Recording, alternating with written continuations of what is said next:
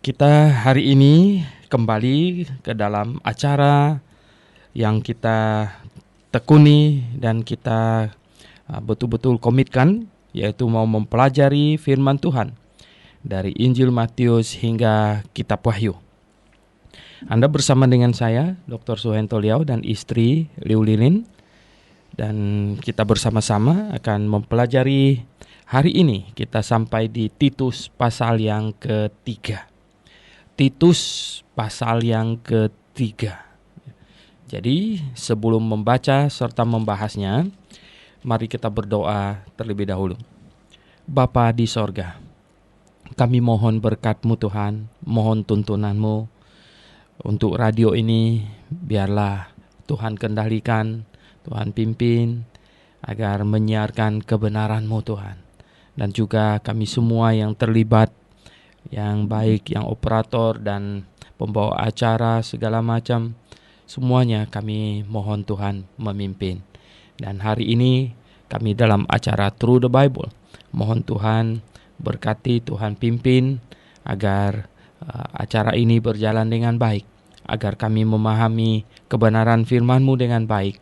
Dan kiranya hari ini kami menyelesaikan surat Rasul Paulus kepada Titus menjadi pengajaran bagi kami semua juga. Kami berdoa dalam nama Tuhan Yesus Kristus. Amin. Oke, Lilin membacanya dari ayat 1 sampai 15. Demikian bunyi firman Tuhan, ayat 1. Ingatkanlah mereka supaya mereka tunduk pada pemerintah dan orang-orang yang berkuasa, taat dan siap untuk melakukan setiap pekerjaan yang baik. Janganlah mereka memfitnah, janganlah mereka bertengkar, hendaklah mereka selalu ramah dan bersikap lemah lembut terhadap seorang. Karena dahulu kita juga hidup dalam kejahilan, tidak taat, sesat, menjadi hamba berbagai-bagai nafsu dan keinginan, hidup dalam kejahatan dan kedengkian, keji, saling membenci. Tetapi ketika nyata kemurahan Allah, Juru Selamat kita, dan kasih-Nya kepada manusia, pada waktu itu Dia telah menyelamatkan kita, bukan karena perbuatan baik yang telah kita lakukan, tetapi karena rahmat-Nya oleh permandian kelahiran kembali dan oleh pembaharuan yang dikerjakan oleh Roh Kudus, yang sudah dilimpahkannya kepada kita oleh Yesus Kristus, Juru Selamat kita, supaya kita sebagai orang yang dibenarkan oleh kasih karunia-Nya berhak menerima hidup yang kekal sesuai dengan pengharapan kita. Perkataan ini benar, dan aku mau supaya engkau dengan yakin menguatkannya, agar mereka yang sudah percaya kepada Allah sungguh-sungguh berusaha melakukan pekerjaan yang baik. Itulah yang baik dan berguna bagi manusia. Tetapi hindarilah persoalan yang dicari-cari dan yang bodoh, persoalan silsilah, percecokan, dan pertengkaran mengenai hukum Taurat, karena semua itu tidak berguna dan sia-sia belaka. Seorang bidat yang sudah dua kali kau nasihati, hendaklah engkau jauhi. Engkau tahu bahwa orang yang semacam itu benar-benar sesat dan dengan dosanya menghukum dirinya sendiri. Segera sesudah kukirim Artemas atau Titikus kepadamu, berusahalah datang kepadaku di Nikopolis, karena sudah kuputuskan untuk tinggal di tempat itu selama musim dingin ini. Tolonglah sebaik-baiknya Zenas, ahli Taurat itu, dan Apolos dalam perjalanan mereka, agar mereka jangan kekurangan sesuatu apa. Dan biarlah orang-orang kita juga belajar melakukan pekerjaan yang baik untuk dapat memenuhi keperluan hidup yang pokok, supaya hidup mereka jangan tidak berbuah. Salam dari semua orang yang bersama aku di sini, dan sampaikanlah salamku kepada mereka yang mengasihi kami di dalam iman. Kasih karunia menyertai kamu sekalian. Iya.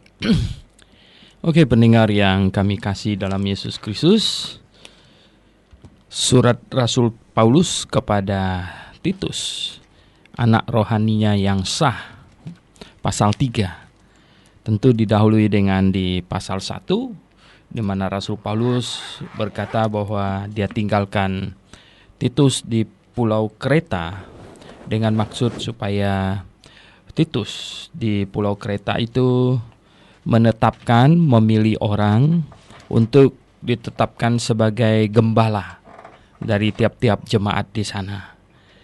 Gembala itu sama dengan penilik jemaat, itu sama dengan penatua.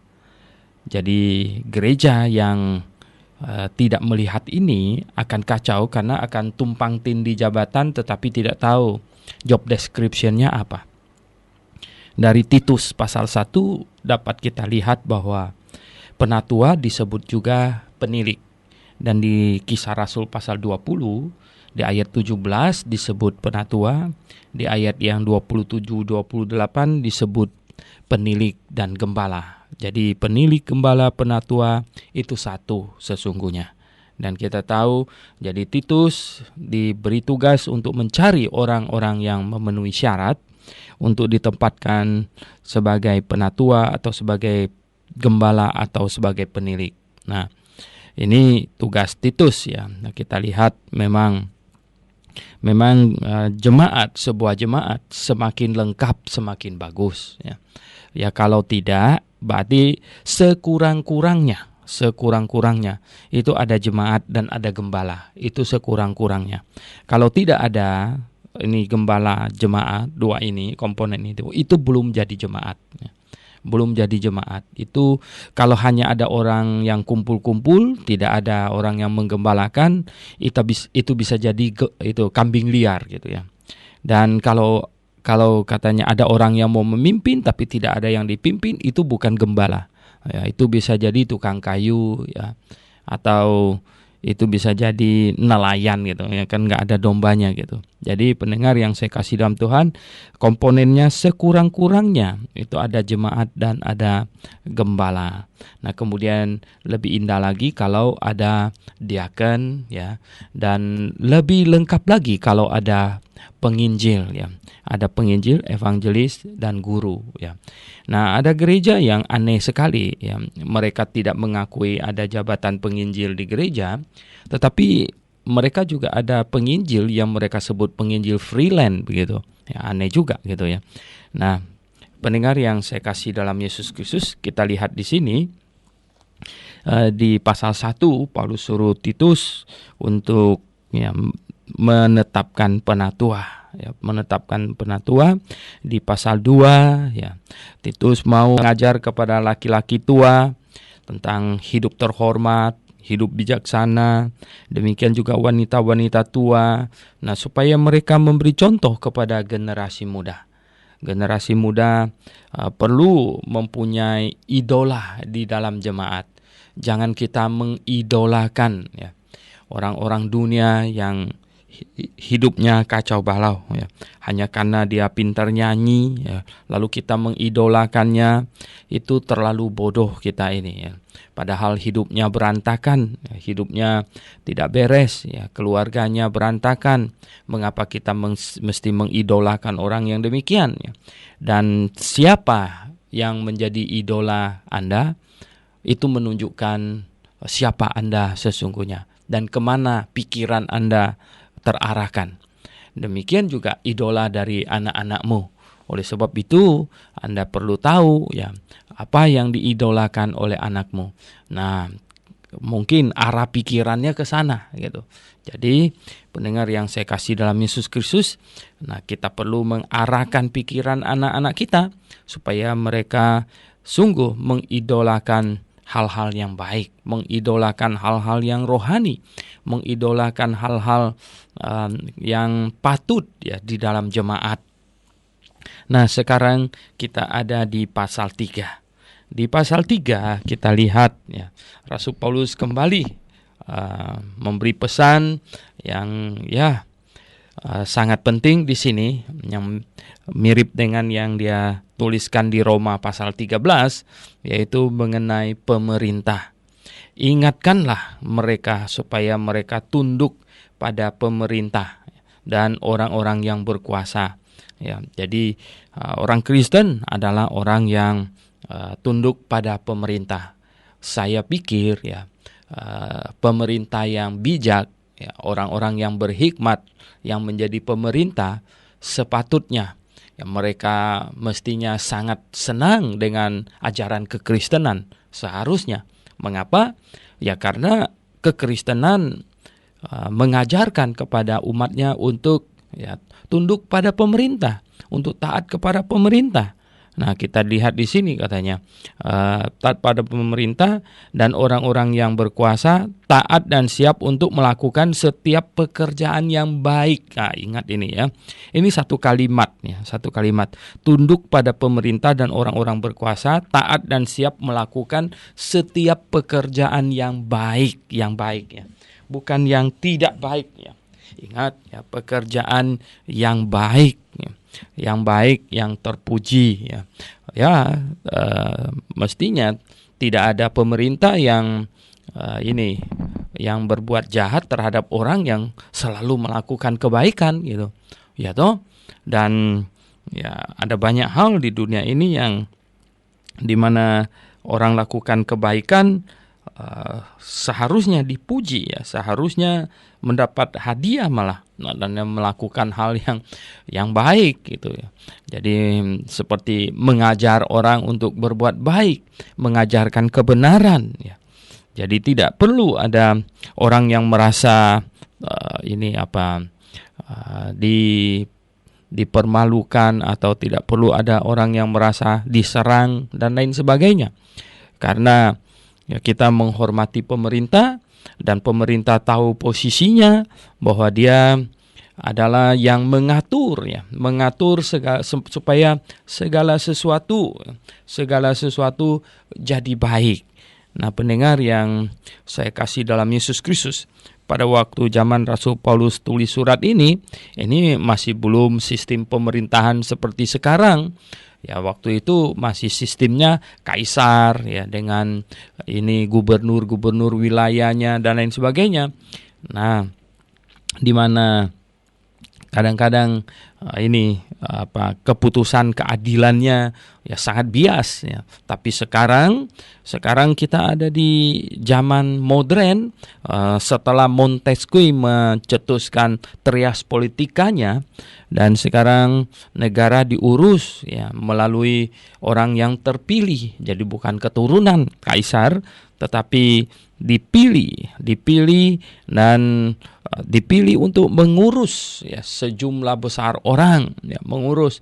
Nah, pendengar yang saya kasih dalam Yesus Kristus, orang Kristen harus memberi dukungan terhadap semua usaha pemerintah yang positif, yang baik. Saya ambil contoh yang sederhana saja ya. Nah, kalau persimpangan jalan tidak dipasangin lampu traffic light itu ya, lampu perempatan jalan, nah bagaimana kalau serentak semua orang mau lewat di situ? Semuanya akan ketemu di tengah dan stagnan di situ, nggak bergerak lagi ya. Nah, pendengar yang saya kasih dalam Tuhan, oleh sebab itulah dipasangkan lampu ya. Nah, kalau merah lewat, kalau merah berhenti, kalau hijau lewat begitu. Nah, dipasangin begitu ya supaya semua orang taat dan lampunya bergilir gitu ya. Jadi yang sini lewat, habis itu stop, yang sana lewat begitu. Nah, orang-orang yang merah juga lewat begitu ya, atau ya sudah mau merah ya, sudah merah masih lewat terus. Nah, ini orang-orang yang tidak patuh ya, tidak patuh. Dan kalau semakin banyak orang yang tidak patuh macam begini, hidup kita akan makin susah. Ya, sebenarnya hidup dia juga makin susah yang tidak patuh itu. Ya, karena kalau semua orang ikut modelnya dia ya, maka semua orang akan berhenti di tengah-tengah juga gitu. Jadi pendengar yang saya kasih dalam Yesus Kristus, orang Kristen tidak boleh demikian ya. Tidak boleh demikian. Ada banyak hal lagi ya. Banyak hal lagi. Nah, sekarang pemerintah mengajar orang untuk menghormati hak milik orang lain. Oleh sebab itu tidak boleh ada yang mencuri ya. Tidak boleh ada yang mencuri ya. Jadi pendengar yang saya kasih dalam Yesus Kristus ya, kita lihat kalau pencuri ada di mana-mana, merajalela gitu ya no. Kemudian ya kalau semua orang begitu, akhirnya semua orang hidup dalam keadaan tidak nyaman. Nah, karena kalau begitu terus ya akan repot sekali. Oleh sebab itu kepentingan adanya pemerintah itu adalah mengatur ya, pencurinya harus dihukum ya, dihukum supaya dia lain kali tidak mencuri lagi, kemudian supaya orang yang mendengar pencuri itu dihukum berat tidak berani mencuri mengikuti jejak orang itu. Tetapi kadang-kadang ya, kadang-kadang ini ya orang mencuri dibawa ke kantor polisi, ya ternyata katanya dia mencuri supaya bisa makan, katanya supaya bisa makan. Wah, lalu tidak dihukum. Nah, itu salah itu ya. Itu salah. Ya. Jadi hukum itu tidak pandang orang. Hukum itu ya, dewa keadilan itu matanya tutup itu ya. Jadi tidak melihat siapa-siapa. Nggak mau tahu kamu curi untuk ini makan kah, untuk jadi kaya kah, ya. Pokoknya dihukum gitu ya, dihukum. Nah, dengan demikian maka negara akan baik, akan rapi gitu ya. Di sini dikatakan ya, kalau kita sudah memilih pemerintah, lebih-lebih sekarang kita yang pilih, bukan? Ya, kalau kita sudah pilih ya kita mesti menghormati dia, kita mesti tetap pilih, betul nggak? Kalau Anda kata kita nggak pilih dia, sekarang dia terpilih oleh mayoritas, kita harus tunduk kepada keputusan mayoritas gitu ya. Jangan kalah lalu nggak mau tunduk gitu, nggak bisa, nggak boleh begitu ya. Nah, kita tunduk kepada pemerintah katanya untuk melakukan setiap perbuatan yang baik gitu, perbuatan yang baik. Nah, tentu kita tidak mau melakukan perbuatan yang tidak baik, ya kan? Kalau pemerintah suruh kita curi, jangan, saya tidak mau gitu toh. Saya tidak mau mencuri walaupun pemerintah yang suruh. Kita tidak tunduk untuk melakukan perkara yang tidak baik gitu. Kita tunduk untuk melakukan perkara yang baik gitu, no? Ya, pemerintah suruh saya curi ya saya tidak mau gitu ya. Dan kemudian perbuatan yang baik yang terpenting apalagi menghormati Tuhan ya, menghormati Tuhan. Jadi pemerintah itu seharusnya urus urusan antar manusia supaya saya tidak menjahati tetangga saya tidak menjahati saya gitulah ya. Nah, pemerintah urus itu ya, saya tidak ganggu tetangga saya juga tidak ganggu saya gitu ya. Nah, tetapi kadang-kadang ya yang tidak perlu diurus oleh pemerintah dia urus, yang perlu dia urus tidak urus. Ya, yang tidak perlu diurus oleh pemerintah apa misalnya? Urusan kita dengan Tuhan ya, urusan kita dengan Tuhan. Urusan manusia dengan apa yang dia anggap sebagai penciptanya. Jadi masalah kerohanian itu bukan urusan pemerintah sebenarnya. Ya, saya ambil contoh ya. Nah, di depan saya ini ada mic di depan saya. Nah, kalau saya tiap hari saya menyembah mic ini bukan urusan siapa-siapa, ini urusan saya sendiri. Kok bodoh amat ya menyembah mic ya. Tadi baru Saudara Samuel bacakan berita itu ada sapi suci yang namanya apa tadi itu ya. Ada sapi suci katanya. Ada orang menyembah sapi katanya. Bayangkan sapi disembah. Yang saya baca di koran lebih hebat lagi, menyembah tai sapi katanya. Aduh, saya bilang ya tuh bagaimana ini ya. Ya tetapi ya kita mau apa ya tuh, dia menganggap sapinya itu perlu disembah gitu, yang dia menganggap tai sapinya perlu disembah gitu. Nah, ya urusan dia sendirilah gitu, betul nggak?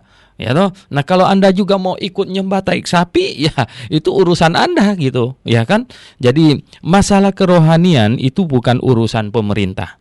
Orang mau menyembah apa dan lain sebagainya bukan urusan pemerintah. Dia sampai mau menyembah tai sapi itu bukan urusan pemerintah.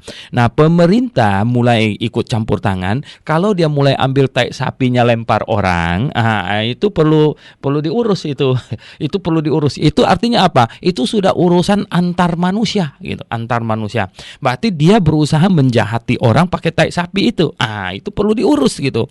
Jadi pendengar yang saya kasih dalam Yesus Kristus ya. Jadi orang-orang yang duduk di pemerintahan ya semua jenjang lah ya, dari presiden sampai RT RW dan polisi semuanya mesti mengerti ya bahwa mereka bukan mengurus urusan ini manusia dengan apa yang disembah olehnya. bukan ya. Tapi mereka mengurus ya urusan antar manusia, hubungan antar manusia yang lain ya, supaya satu orang jangan menjahati orang ya. Nah, di dekat saya ada bengkel itu, samping dekat rumah saya ada 2 bengkel. Ada satu itu bengkel itu dia bikin pagar karena dia nggak mau tutup bengkelnya siang hari, dia bikinnya malam hari. Mulai jam 8 malam dia bikin sampai jam 4 subuh. Bayangkan ya tuh, dia bikin pagar itu, dia borongin orang bikin pagar. Tetangga-tetangga semuanya nggak usah tidur gitu ya. Nah, pendengar yang saya kasih dalam Yesus Kristus, bisa nggak ada orang yang menertibkan? Kita pusing juga, betul nggak? Nah, ya kita bukan orang yang tipe mau pergi bertengkar sama tukang besi kan. Nah, pendengar yang saya kasih dalam Yesus Kristus, Anda bisa bayangkan ya. Jadi nggak tidur semalaman gitu karena ini bunyi mesin las segala macam itu ya. Nah, pendengar yang saya kasih dalam Yesus, bisa macam begitu. Nah, kita lihat ya, berarti apa yang perlu diurus nggak diurus ya, apa yang tidak perlu diurus justru diurus. Jangan demikian. Kalau Anda jadi pejabat ya, kebetulan mendengarkan siaran ini, jadilah lurus di hadapan Tuhan ya. Jadi apa yang Tuhan mempercayakan kekuasaan kepada seseorang untuk memerintah, maka Tuhan mau dia mengatur masyarakat ini jadi lebih baik gitu. Masyarakat jadi lebih baik. Nah, kemudian di ayat yang kedua katanya, janganlah mereka memfitnah katanya ya. Jadi orang-orang dinasehati supaya taat kepada pemerintah, tunduk kepada pemerintah, jangan memfitnah katanya.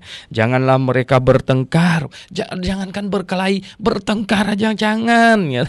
Jangan bertengkar ya. Biasanya kan kelahi awalnya dari bertengkar dulu gitu ya. Kalau bertengkar, nah baru berkelahi ya. Di negara tetangga kita ada hukum yang cukup bagus ya. Jadi kalau terjadi perkelahian, yang paling duluan mukul itu didenda dulu gitu. Didenda dulu, ya katakanlah didenda dulu 1 juta gitu ya. Nah, itu bagus itu ya. Anggota DPR ya, ini perlu ada hukum macam begitu di Indonesia. Maka orang Indonesia nggak ada yang kelahi gitu ya. Nah, kalau kelahi belum dicari siapa salah siapa benar, ditanya siapa duluan yang mukul gitu. Nah, yang ini mukul, oke, didenda 1 juta masuk ke kas negara gitu ya. Nah, urusan nanti salah benarnya nanti urusannya belakangan, pokoknya yang duluan pukul denda dulu gitu. Nah, dengan demikian tidak ada orang di Indonesia yang mau kelahi mungkin ya, kecuali mau hilang 1 juta dulu gitu. Nah, pendengar yang saya kasih dalam Yesus Kristus, kalau ada hal-hal yang bagus kita perlu contoh, nggak usah malu lah gitu ya kan, demi sesuatu yang baik punya kok. Nah, hendaklah katanya mereka selalu ramah dan bersikap lemah lembut terhadap semua orang. Waduh, kalau di dunia ini semua orang mengikuti nasihat Rasul Paulus, maka dunia ini akan sungguh indah ya, indah luar biasa. Nah, pendengar yang saya kasih dalam Yesus Kristus, orang Kristen yang lahir baru, orang Kristen Alkitabiah adalah orang yang patut dicontoh di muka bumi ini. Pendengar yang saya kasih dalam Yesus Kristus, Rasul Paulus ya, setelah dia bertobat percaya kepada Tuhan Yesus, kalau semua orang hidup seperti dia, dunia ini berubah menjadi sorga. Ya, dunia ini berubah menjadi sorga. Nah, pendengar yang saya kasih dalam Tuhan, beranikah engkau berkata kepada orang-orang, hiduplah seperti saya, hiduplah seperti saya, maka dunia akan berubah menjadi sorga. Oh, pendengar yang saya kasih dalam Tuhan Yesus, luar biasa kan ya. Hendaklah ramah katanya, bersikap lemah lembut terhadap semua orang.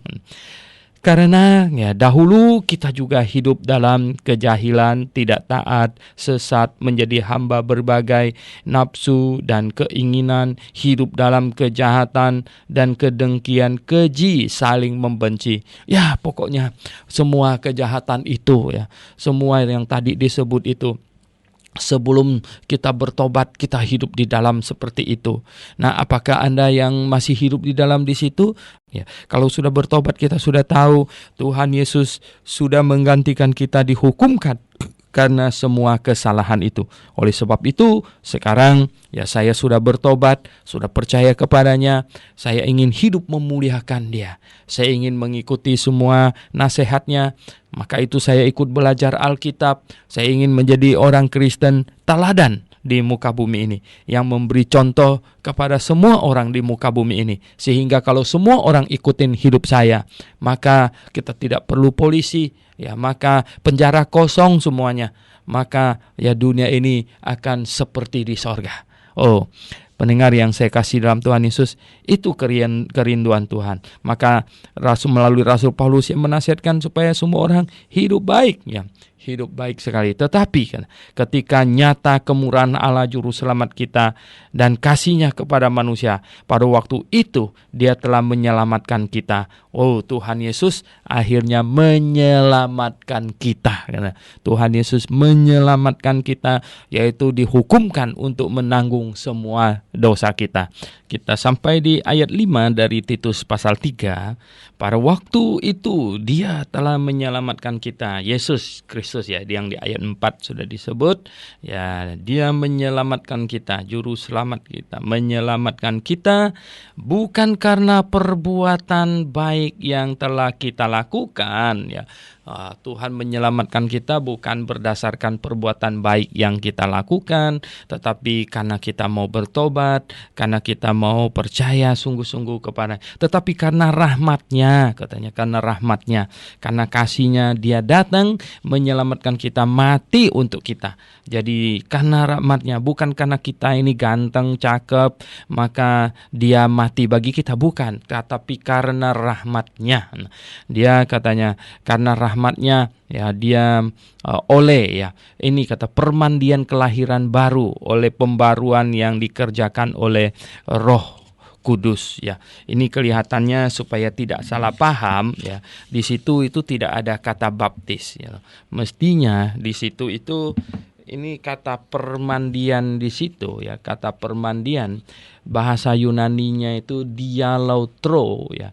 Palingenesias, ya, kai anakainoseus, ya. Jadi ini kan melalui, ya. Ini sebenarnya ini pembersihan, ya. Mestinya diterjemahkan lautro, ya. Jadi tidak ada baptiso, tidak ada di situ, tapi lautro. Lautro itu artinya pembersihan, gitu, pembersihan. Ya. Jadi ya di sini dikatakan ini melalui rahmat-Nya, tetapi karena rahmat-Nya oleh pembersihan, ya. Ini kata permandian ini agak sedikit bisa kesana kemari, ya. Memang mungkin Lembaga Alkitab Indonesia maksudkan itu mandi itu jadi bersih, gitu, ya. Jadi mestinya diterjemahkannya pembersihan, ya, pembersihan kelahiran kembali. Jadi maksudnya dilahirkan kembali itu sama dengan kita dibersihkan, ya. Dibersihkan dari segala yang jahat, ya. Dibersihkan dari tuntutan dosa. Jadi pembersihan, kelahiran kembali, ya. Kelahiran kembali. Jadi kita mendapat hidup yang baru, ya, hidup yang baru melalui kelahiran baru, gitu. Jadi hidup yang baru, jadi pembersihan, kelahiran kembali dan oleh, ya, pembaruan yang dikerjakan oleh Roh Kudus. Jadi kita bertobat dan percaya kepada Tuhan Yesus. Jadi kita mengaku diri kita orang berdosa, kita percaya Yesus telah menanggung semua dosa kita, ya, dosa semua manusia di muka bumi ini, dan di dalamnya termasuk dosa kita. Jadi Tuhan Yesus, ya, menanggung dosa seisi dunia, di dalamnya termasuk dosa saya. Dan pada waktu saya bertobat dan percaya bahwa Dia telah menanggung semua dosa saya, maka Roh Kudus masuk ke dalam hati saya. Itu yang dikatakan di dalam Efesus pasal 1 ayat 13. Pada saat saya percaya, maka Roh Kudus masuk ke dalam hati saya, memeteraikan saya menjadi milik Allah. Jadi Roh Kudus masuk ke dalam hati saya dan Dia mengerjakan pembersihan, ya, mengerjakan. Jadi saya mendapat posisi yang kudus. Sekarang posisi saya posisi kudus karena Tuhan Yesus ambil alih posisi saya yang berdosa dan Dia kasihkan kepada saya posisinya yang adalah anak Allah, orang kudus, ya. Makanya saya disebut orang kudus oleh Rasul Paulus. Dia tulis kepada orang-orang kudus di Korintus, kepada orang-orang kudus di Efesus. Nah, kalau dia tulis kepada orang-orang kudus di Jakarta, itu saya salah satunya. Mudah-mudahan pendengar juga, gitu, ya. Jadi orang kudus. Nah, kemudian Roh Kudus masuk ke dalam hati. Jadi hati kita hati yang kudus, hati kita yang kudus. Nah, yang belum kudus itu adalah karakter kita. Nah, Roh Kudus yang masuk ke dalam hati kita memimpin kita agar kita membangun karakter yang kudus, ya. Sekali lagi, agar kita membangun karakter yang kudus. Jadi pendengar yang saya kasih dalam Yesus Kristus, ya, membangun karakter yang kudus itu. Nah, berarti Roh Kudus bekerja di dalam hati kita agar kita membangun karakter yang kudus, ya. Jadi dikerjakan oleh Roh Kudus, menolong kita. Jadi ada hal-hal yang tidak beres, Roh Kudus yang bekerja dalam hati kita bersama dengan hati nurani kita menyatakan bahwa itu tidak benar. Ya, itu salah gitu ya. Nah, yang sudah dilimpahkannya kepada kita. Jadi Roh Kudus yang sudah dilimpahkan kepada kita oleh Yesus Kristus juru selamat kita. Jadi Roh Kudus diberikan kepada kita oleh Yesus Kristus juru selamat kita, supaya kita, katanya, supaya kita apa? Sebagai orang yang dibenarkan oleh kasih karunia-Nya. Jadi lihat ya, kita orang yang dibenarkan oleh kasih karunia-Nya berhak menerima hidup yang kekal, ya. Jadi kita sudah dibersihkan oleh Tuhan Yesus dengan cara menggantikan kita dihukum di atas kayu salib, diberikan hati yang kudus, ya, posisi yang kudus, dan Roh Kudus bekerja terus bersama dengan hati nurani kita supaya kita bersih secara karakter juga, supaya kita sebagai orang yang dibenarkan oleh kasih karunia-Nya berhak menerima hidup yang kekal, supaya saatnya tiba, entah kita mati, entah Tuhan datang, kita menerima hidup yang kekal sesuai dengan pengharapan kita, katanya, sesuai dengan pengharapan kita. Jadi, pendengar yang saya kasih dalam Yesus Kristus, kita berpengharapan sekarang ini. Apakah Anda sungguh sudah percaya kepada Tuhan Yesus dengan segenap hatimu? Apakah Anda sudah sungguh-sungguh bertobat? Nah, kalau sudah, mari kita memandang ke depan. Kita berpengharapan, kita berharap, ya, Tuhan datang di angkasa, kita naik ke sana, menyongsongnya di angkasa. Kalau sebelum Tuhan datang, kita meninggal duluan, tidak jadi soal, ya. Itu artinya kita pergi ke tempatnya di sana. Nah, puji syukur kepada Tuhan Yesus, ya, karena Dia memberikan semua itu kepada kita oleh kasih karunia-Nya, oleh rahmat-Nya. Dia memberikan kita satu pengharapan yang tadinya kita adalah orang yang tak berpengharapan. Kita adalah orang yang berdosa, bukan karena saking banyaknya dosa kita masuk ke neraka. Cukup satu dosa saja, kita sudah orang berdosa yang patut masuk ke neraka. Karena apa? Karena surga tempat yang maha kudus tidak termasuki oleh manusia berdosa, biar dosanya sekecil apapun. Dia tidak mungkin bisa masuk surga. Tetapi dosa harus diselesaikan. Bagaimanakah cara dosa diselesaikan? Dosa diselesaikan dengan penghukuman. Dosa tidak dapat diselesaikan dengan amal ibadah, asketikisme, dan lain-lain sebagainya, usaha manusia. Dosa diselesaikan melalui, ya, penghukuman atas dosa itu. Dan Tuhan Yesus sudah menerima penghukuman itu. Itulah sebabnya kita bertobat percaya kepadanya, kita dihitung dosa kita selesai dijatuhi hukuman. Tuhan Yesus yang menanggung. Orang-orang perjanjian lama, orang-orang yang hidup zaman perjanjian lama, mereka diselamatkan, artinya mereka akan masuk surga melalui bertobat dan percaya kepada juru selamat yang akan datang. Nah, kita hari ini, kita akan masuk surga kalau kita bertobat dan percaya kepada juru selamat yang sudah datang. Jadi beda kita dengan Adam adalah, Adam percaya kepada juru selamat yang akan datang. Kita percaya kepada juru selamat yang sudah datang. Ya, jadi begitulah, ya. Nah, pendengar yang saya kasih dalam Yesus Kristus, kita lihat, ya. Sekarang kita ada di ayat yang ke-8. Perkataan ini benar, katanya, dan aku mau supaya engkau dengan yakin menguatkan menguatkannya agar mereka yang sudah percaya kepada Allah sungguh-sungguh berusaha melakukan pekerjaan yang baik. Rasul Paulus mau Titus ya memahami kebenaran ini amat sangat, kemudian menguatkan orang lain, kemudian ya dengan sungguh-sungguh memantapkannya kepada jemaatnya. Jadi dia sendiri dulu harus sangat mengerti, sangat mantap di dalam doktrin keselamatan yang benar, yang alkitabiah. Pendengar yang saya kasih dalam Yesus Kristus ya. Nomor satu, seorang pelayan Tuhan harus mantap doktrin keselamatan. Kalau doktrin keselamatannya kacau, bagaimana dia bisa memantapkan orang lain? Jadi dia memantapkan kekacauan gitu. Pendengar yang saya kasih dalam Yesus Kristus, saya sering kali bertanya, ada pendeta yang pergi ke rumah sakit, orang yang sakit semuanya dibaptisin sama dia. Ya loh, saya tanya, ya, apakah dia mengerti tentang keselamatan dengan baik?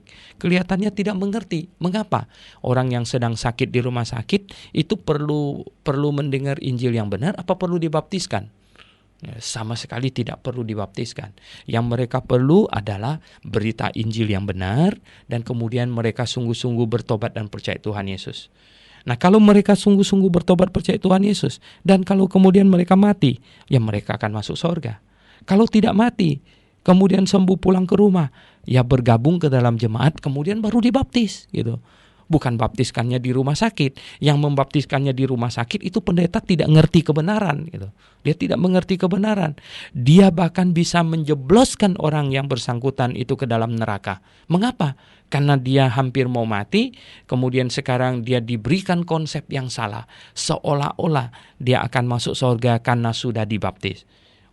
Betapa nanti dia mati bersama dengan iman yang salah. Mati dengan iman yang salah. Iman yang percaya bahwa saya akan masuk surga karena saya sudah dibaptis. Itu celaka itu ya. Itu celaka sekali.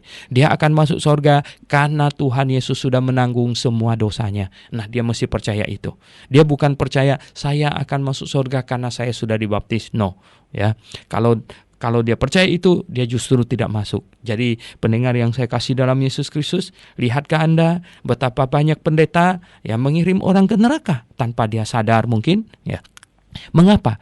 Karena tidak memahami sampai tuntas doktrin keselamatan yang alkitabiah. Ya, tidak memahami sampai tuntas doktrin keselamatan yang alkitabiah. Pendengar yang saya kasih dalam Yesus Kristus ya. Kita lihat Rasul Paulus mau Titus katanya ya, perkataan ini benar dan aku mau supaya engkau dengan yakin menguatkannya. Dengan yakin menguatkannya agar mereka yang sudah percaya kepada Allah sungguh-sungguh berusaha melakukan pekerjaan yang baik ya, melakukan pekerjaan yang baik. Nah, karena apa? Karena ada pengharapan. Jadi melakukan pekerjaan yang baik. Kita selalu melakukan hal yang baik. Kita percaya Tuhan adalah adil. Dia memperhatikan semua yang dilakukan manusia dan upah disediakan. Itulah yang baik dan berguna bagi manusia. Betul ya. Apalagi yang baik dan yang berguna bagi manusia selain itu ya. Selain berpengharapan kepada Tuhan, satu hari kita akan pergi ke sorga, satu hari kita akan dapat tubuh baru, tubuh kebangkitan. Mengapa? Karena tiap-tiap hari tubuh kita ini kekuatannya menurun ya, kekuatannya menurun. Tiap-tiap hari bangun kekuatannya menurun. Nah, kalau Anda sudah di atas umur 50 tahun Anda akan terasa sekali tiap-tiap hari kekuatannya menurun ya toh. Jenis penyakitnya bertambah ya toh. Sudah kencing manis, jantungan lagi ya toh. Kemudian darah tinggi lagi, makin hari makin banyak. Setiap saat bisa out ya. Setiap saat bisa tinggalkan dunia ini, saudara. Nah, kalau tidak berpengharapan, hidup akan tambah stres lagi, ya, tambah stres lagi. Kalau Anda tinggalkan dunia ini tidak pergi ke sorga, Anda bisa bayangkan, ya, makin mendekati hari itu, apa tidak makin stres, ya toh? Karena apa? Karena kalau seketika meninggalkan dunia ini, Anda pergi kemana? Anda pergi kemana? Sudah ada kepastian masuk sorga? Kita perlu pasti. Kalau saya sudah pasti sekali ya. Apapun yang terjadi, saya sudah pasti masuk surga. Ya, artinya mau mati hari ini nggak ada problem. Mau mati 10 tahun lagi, ya bersyukur Tuhan masih kasih melayaninya 10 tahun. Mau 20 tahun lagi, oke, tidak jadi persoalan. Karena apa? Sudah mendapatkan kepastian masuk surga. Mengapa? Jawabannya apa? Sudah bertobat dan sudah sungguh-sungguh percaya kepada Tuhan Yesus Kristus. Nah, pendengar yang saya kasih dalam Yesus Kristus, kita lihat di sini ya. Dikatakan di ayat yang ke-9 kan, tetapi hindarilah persoalan yang dicari-cari. Nah, persoalan yang dicari-cari katanya, waduh, yang bodoh. Nah, yang dicari-cari itu yang bodoh lagi ya. Persoalan silsilah. Silsilah sudah ada di dalam Injil Matius, sudah dibereskan ya, silsilah. Dan kemudian di Injil Lukas juga sudah ada. Nah, silsilah ini itu ya macam-macam yang dipertahankan, yang soal yang dicari-cari, yang bodoh katanya ya. Kemudian persoalan silsilah. Nah, percekcokan. Percekcokan ya. Nah, kita perlu menyatakan apa yang salah ya. Kalau orang tanya kita yang begini-begini mengajar, benar apa salah? Kita bilang itu salah. Ya, itu salah. Nah, kalau ada orang yang berargumentasi, boleh kita berargumentasi dengan lembut, ya toh, berargumentasi dengan lembut, karena kita perlu mempertanggungjawabkan apa yang kita percaya. Kalau orang tanya, mengapa kamu percaya itu salah? Saya tahu itu salah, gini. Nah, kamu percaya apa? Saya percaya ini yang benar. Mengapa kamu yakin ini benar? Karena begini. Kita jelas gitu ya. Jangan jadi orang yang tidak jelas. Jadi jangan ada percekcokan, pertengkaran. Pertengkaran juga jangan mengenai hukum Taurat katanya. Jangan pertengkaran mengenai hukum Taurat. Rupanya Rasul Paulus di mana-mana berhadapan dengan kaum Ebionit ini ya. Kaum orang-orang yang ingin mencampurkan antara Perjanjian Lama dengan Perjanjian Baru, mencampurkan kekristenan dengan Yudaisme ya, sampai hari ini. Mereka bikin lebih seru lagi. Bukan hanya tidak boleh makan daging babi, tidak boleh minum kopi katanya. Nah, pendengar yang saya kasih dalam Yesus, mereka tidak paham bahwa larangan makanan ini itu adalah kebutuhan ibadah simbolik. Zaman Perjanjian Lama itu adalah zaman ibadah simbolik. Jadi menyembah simbol ya, ibadah simbolik. Maka itu ya, karena ibadah simbolik, jadi kesucian yang ditekankan zaman itu adalah kesucian jasmania, badan ini. Maka makanan-makanan yang dianggap kotor disimbolkan, dipakai untuk simbol najis. Babi atau binatang berkuku belah dan tidak memamabia, itu artinya pemakan segala gitu. Itu kotor ya. Itu kotor karena dia makan apa, bangkai juga dia makan, mayat juga dia makan. Nah, itu kotor. Jadi tidak boleh dimakan dagingnya sebagai simbol najis ya.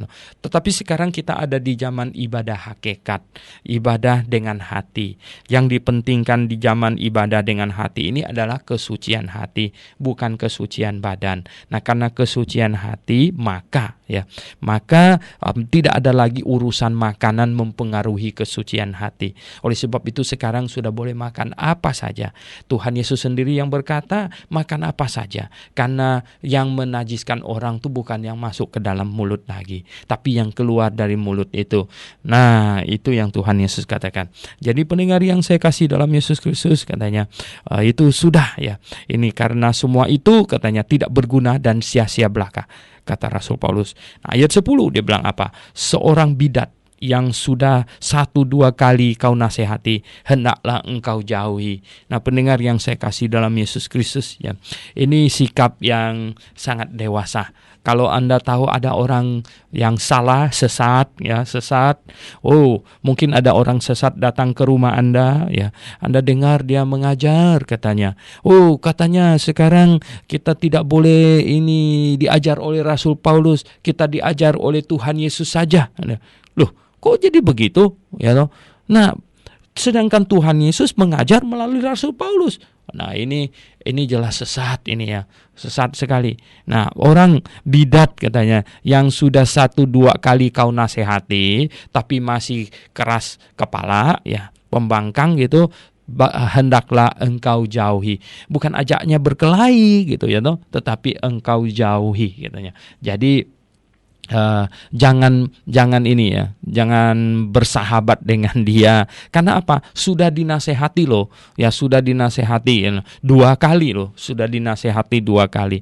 Nah, biarlah dia merenung, dia berpikir apakah nasihat kita itu benar atau tidak. Ya, no? Kalau dia tidak mau itu berbalik, ya apa boleh buat, sudah pernah dinasehati. Nah, ini penting sekali.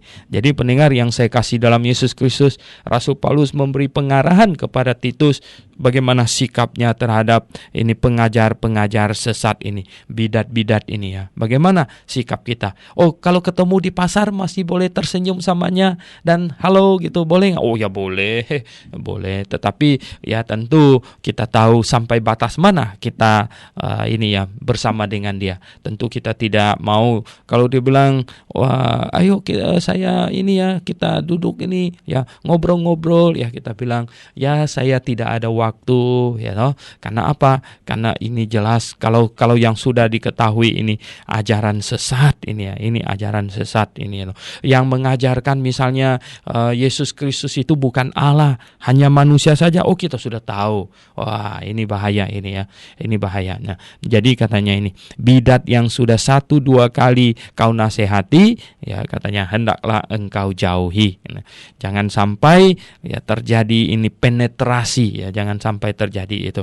Ayat 11 katanya, engkau tahu bahwa orang yang semacam itu benar-benar sesat dan dengan dosanya menghukum dirinya sendiri. Oh ya, pengajar sesat itu nanti akan dihukum ya dengan dosanya itu semuanya. Oh, hukumannya itu berat ya. Mengajarkan hal yang sesat itu hukumannya berat sekali ya. Berat sekali. Mengapa? Karena selain dia sendiri salah, dia membawa banyak orang ke neraka. Jadi hukumannya berat sekali. Nah, kemudian ayat yang ke-12 katanya, segera sesudah kukirim Artemas atau Tikikus ya ini kepadamu ya, berusahalah datang kepadaku di Nikopolis ya. Ini Artemas dan Tikikus dikirim ke ini ya, ke Pulau Kreta.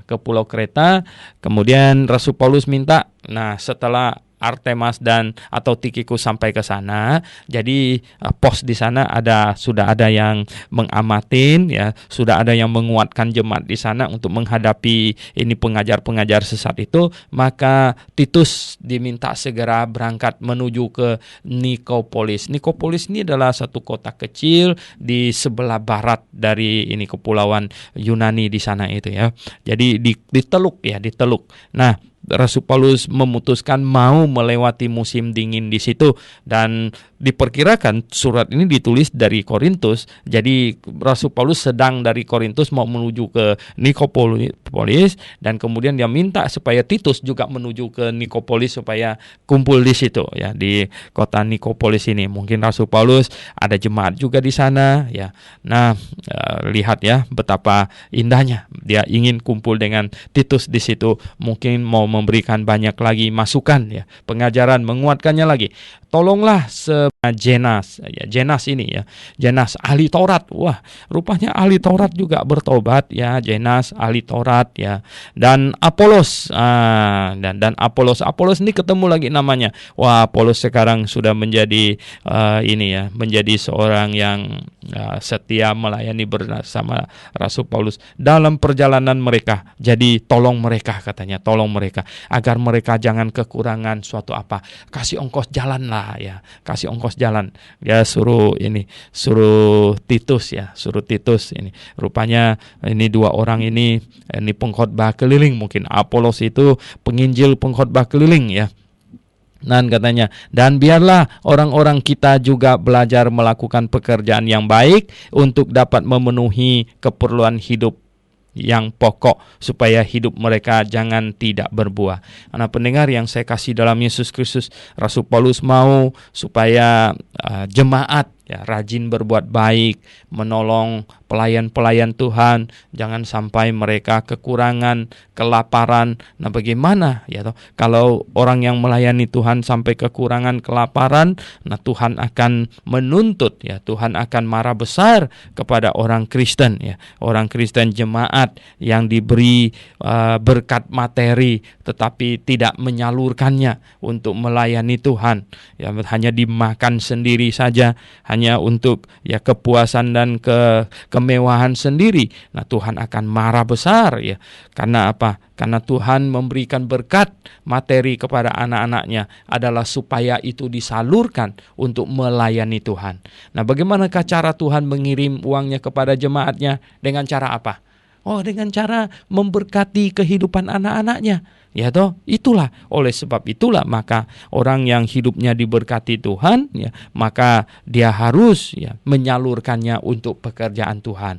Ya toh, kita kan tidak pakai misalnya, masa saya suruh saudara Samuel berdiri di tepi jalan pakai kaleng begitu, lalu saya pakai loudspeaker di sini ya minta uang, itu kan tidak. Jadi Tuhan mau kirim uang kepada jemaatnya, pakai apa caranya? Pakai apa? Memberkati anggota jemaatnya, memberkati. Jadi kalau Tuhan mau pekerjaan pelayanan berjalan dengan lancar, Tuhan memberkati kehidupan orang Kristen supaya dapat dana yang cukup ya, dapat dana yang cukup dan pelayanannya. Di sini lihat Rasul Paulus suruh supaya Zenas ahli Taurat itu dan Apolos supaya ditolong, dikasih ongkos ya, dan supaya di jalanan mereka jangan sampai kelaparan ya, kehidupan yang pokok, keperluan yang pokok, keperluan hidup yang pokok, yang ada makanan, ada pakaian, oh itu sudah cukup kata Rasul Paulus ya. Lihat ya, Rasul Paulus itu orang yang simple ya, nggak punya harta apa-apa ya, dia hanya punya makanan dan pakaian, katanya sudah cukup. Luar biasa sekali saudara. Nah, kemudian ayat yang ke-15, ayat terakhir, salam dari semua orang yang bersama aku di sini. Nah, mungkin surat ini ditulis dari Korintus, dan Korintus waktu itu jemaatnya sudah besar sekali, karena ini sudah lama ini termasuk surat yang akhir-akhir hidup Rasul Paulus. Jadi saking banyaknya nggak ditulis lagi nama satu-satu ya. Salam dari semua orang yang bersama aku di sini katanya. Dan sampaikanlah salamku kepada mereka yang mengasihi kami di dalam iman. Nah, sampaikan salam kepada mereka yang mengasihi kami di dalam iman. Kasih karunia menyertai kamu sekalian. Oh, indah sekali pendengar yang saya kasih dalam Yesus Kristus ya. Di dalam Tuhan kita salam-salaman ya. Di dalam Tuhan kita saling mengasihi. Kita satu roh, tapi jangan satu organisasi. Jangan ya. Satu jemaat lokal harus berdiri sendiri. Tiap-tiap jemaat lokal berdiri. Karena apa? Karena disatukan ke dalam satu organisasi. Apapun namanya, sekalipun dikamuflasekan dengan nama persekutuan ya. Oh, itu bahaya sekali. Itu bisa dipakai oleh antikristus ya, yang memimpin ketua persekutuan. Kayaknya bisa maha kuasa ya toh, bisa menindak jemaat dan lain sebagainya.